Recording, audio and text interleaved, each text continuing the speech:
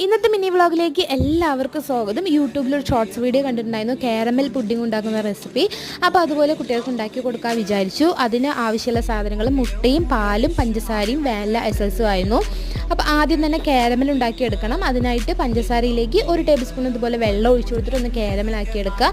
എന്നിട്ട് അത് ഇതുപോലെ ഒരു പാത്രത്തിലേക്ക് ഒഴിച്ച് മാറ്റി വെക്കണം.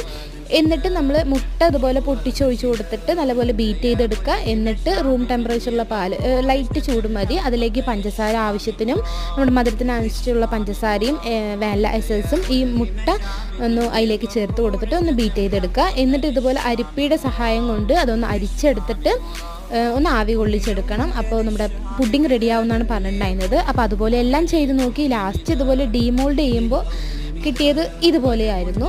അപ്പോൾ എന്തായാലും നല്ല ടേസ്റ്റ് ഉണ്ടായിരുന്നു. പക്ഷേ എന്തോ ഒന്ന് കൂടിയോ കുറഞ്ഞോ എന്ന് മാത്രം എനിക്ക് മനസ്സിലായി. അപ്പോൾ ഇന്നത്തെ മിനി വ്ളോഗ് ഇത്ര തന്നെയുള്ളൂ. നാളെ മറ്റൊരു മിനി വ്ളോഗ്